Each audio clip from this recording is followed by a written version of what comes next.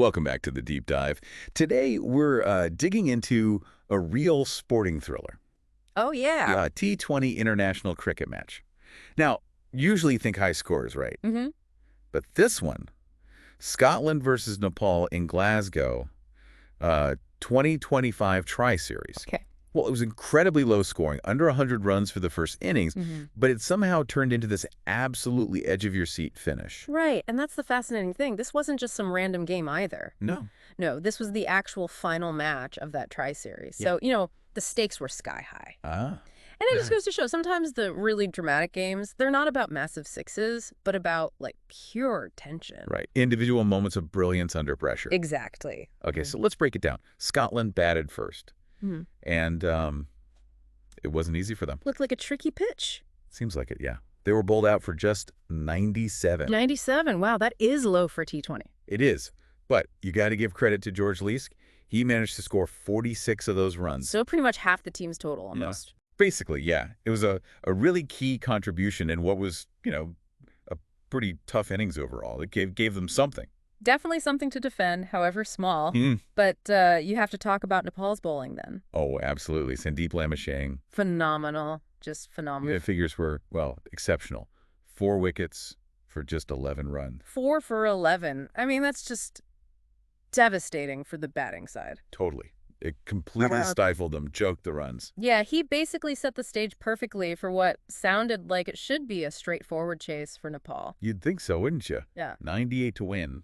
But with bowling like that, maybe the pitch was doing something? Or just the pressure of a final. Could be both.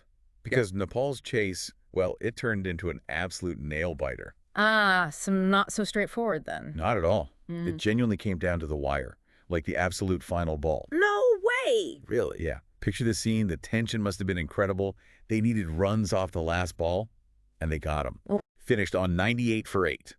So they won by just 2 wickets with literally 0 balls left. Talk about a thriller. That's incredible. A last ball finish in a final after bowling the opposition out for under 100. Amazing drama.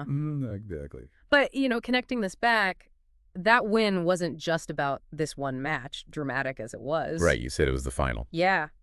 So this victory actually secured the whole Tri-Series 2025 title for Nepal. Ah, okay. So they'd performed well before this, too. Oh, yeah. They'd already beaten the Netherlands and Scotland earlier in the series. So this win, this last ball climax, it was basically the cherry on top.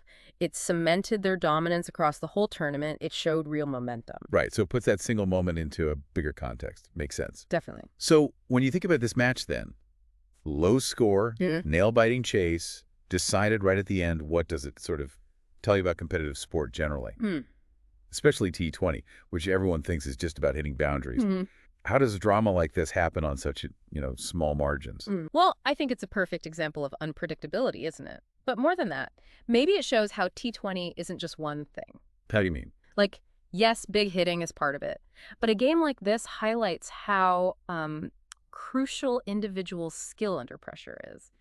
Lamichhane's spell wasn't just taking wickets. Right. It completely changed the psychology. It made that small total feel massive. It turned it into a different kind of game. More about nerve and strategy than brute force. Exactly. Less about power, more about precision and holding your nerve.